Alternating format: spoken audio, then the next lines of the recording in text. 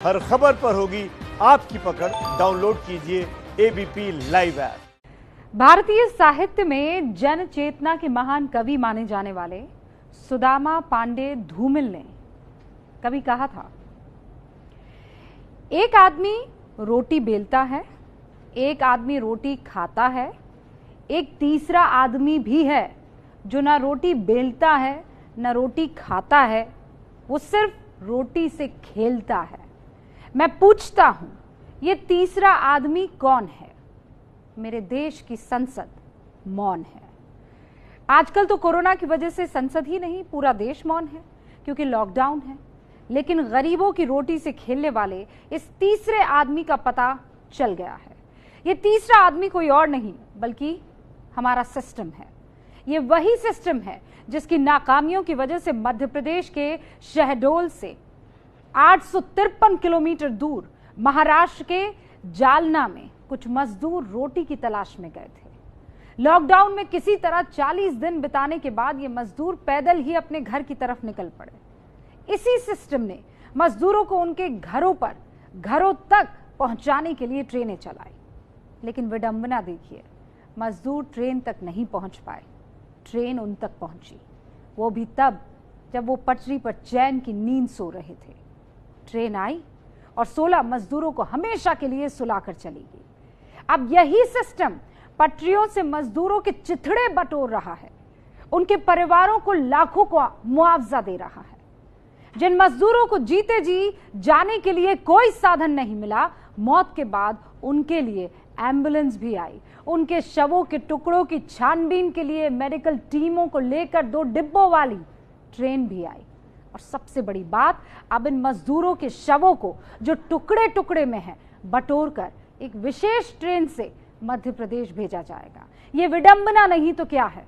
इसीलिए हम कह रहे हैं कि मजदूरों की रोटियों से खेलने वाला कोई और नहीं है, हमारा सिस्टम ही है। पूरी रिपोर्ट से पहले 5 हेडलाइंस देखिए। महाराष्ट्र के औरंगाबाद में रेलवे ट्रैक पर मालगाड़ी से कटकर 16 मजदूरों की मौत हो गई। मध्य प्रदेश के शहडोल और उमरिया के रहने वाले थे ये मजदूर। महाराष्ट्र के जालना में फैक्ट्री में काम करते थे। लॉकडाउन की वजह से बेरोजगार हो गए थे। पैदल ही ट्रेन पकड़ने भूसावल स्टेशन के लिए निकल पड़े थे। मध्य प्रदेश के मुख्यमंत्री शिवराज सिंह ने कहा, भारी पीड़ा में हूं। मृतकों के परिवारों को 5-5 लाख की सरकारी सहायता दी। महाराष्ट्र के मुख्यमंत्री उद्धव ठाकरे ने भी दुख जताया, कहा मजदूरों के साथ हैं, संयम बनाए रखे। प्रवासी मजदूरों के घर जाने के लिए मेडिकल सर्टिफिकेट बनाने का नियम महाराष्ट्र सरकार ने हटाया। अब यात्रा के समय करवाया जाएगा टेस्ट।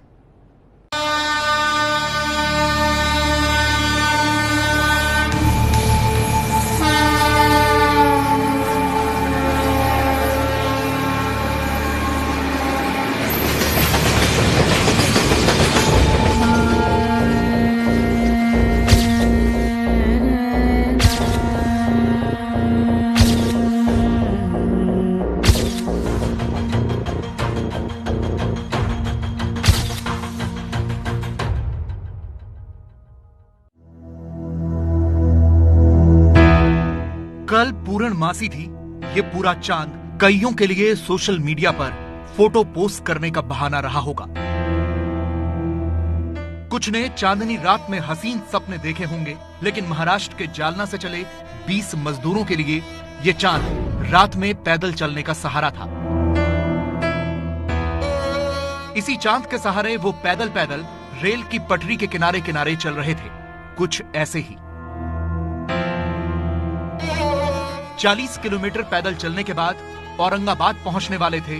थककर चूर हो गए तो पटरी के ऊपर ही सो गए।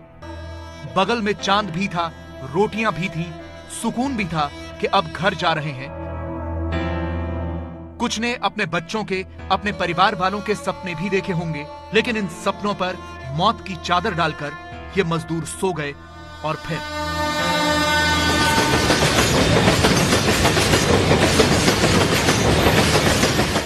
मतलब चलते चलते थक गए। हाँ। इसके बाद जैसे पानी प्यास भी लगे, पानी पीने लगे। पानी पीने के बाद फिर थोड़ी देर आराम करने के लिए बैठ गए। हाँ। तो थोड़ा जुम आ गया, मतलब आँख लग गई। हाँ। तो उधर से 25 ट्रेन आ गए और मार दिया। औरंगाबाद में हुए हादसे की पूरी कहानी बस इस एक तस्वीर में देख लीजिए। इस एक रोटी के लिए ये मजदूर मध्य प्रदेश के शहडोल से 853 किलोमीटर दूर महाराष्ट्र के जालना आए थे। विडंबना देखिए कि जिस रोटी को कमाने के लिए वो इतनी दूर आए, उसी रोटी के लिए वापस घर जा रहे थे और अंत में वही रोटी नसीब नहीं हुई।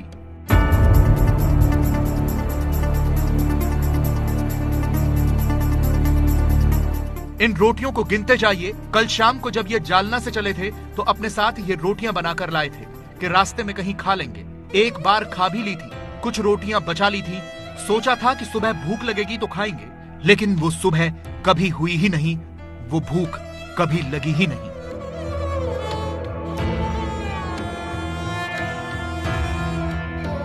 रास्ते में उसी जगह पहली बार रुके थे कि या बीच में कहीं रुके थे? और बीच में और रुके थे। वहाँ क्या खाना गिना खाया? हाँ, एक रोटी खाए थे और बाकी रोटी रख लिए थे कि खाना मिले या ना मिले, तो बना के रख लिए। इन मजदूरों को औरंगाबाद से करीब 150 किलोमीटर दूर भुसावल जाना था। ये पता चला था कि वहां से गांव जाने के लिए ट्रेन मिलेगी, लेकिन उनका भोलापन देखिए। इन अनजान बेचारों को बस ये पता था कि लॉकडाउन में पैसेंजर ट्रेन नहीं चल रही। उन्हें ये अंदाजा ही नहीं था कि लॉकडाउन में मालगाड़ी चल रही है। अगर ये पता होता तो ये रेल की पटरी का बिछौना बनाकर ऐसे हमेशा हमेशा के लिए सोते नहीं।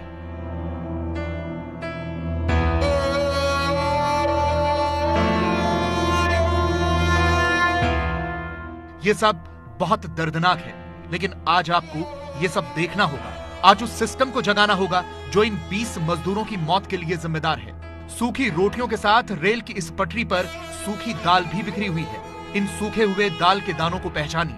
विडंबना देखिए, कोरोना ने सैनिटाइजर की मजदूरों से पहचान कराई। कोरोना ने ही काम बंद कराया तो रोटी के लाले पड़े, मजदूर अपने घरों को निकले और जब मरे तो पीछे ये सैनिटाइजर और रोटी छूट गई। सूखी हुई रोटियों, दाल के दानों और सैनिटाइजर के साथ ट्रैक पर कुछ और भी था, और वो थे मांस के लोथड़े और सूखा हुआ खून। पुलिस के हाथ में जो पॉलिथीन आपको दिख रहा है, उसमें इन मजदूरों के मांस के लोथड़े बीन बीन कर रखे जा रहे हैं। वो लोथड़े जो रेल की पटरियों के बीच पत्थरों में फंसे हैं। हमें मालूम है कि ये सब सुनने में आपको दर्दनाक और संवेदनहीन लग रहा होगा, लेकिन सोचिए जिन पर यह बीती होगी उनका क्या हाल हुआ होगा। जब सोते सोते पूरी मालगाड़ी ऊपर से गुजर गई होगी, जब मुंह से आह करने का वक्त भी नहीं मिला होगा, तब क्या हुआ होगा। इन गरीबों की तो नींद में ही मौत आ गई और हमेशा के लिए सुलाकर चली गई। आगे सुनिए, पटरी पर जो हरे रंग के पत्ते दिख रहे हैं ना, वो मांस के लोथड़ों को ढकने के लिए हैं।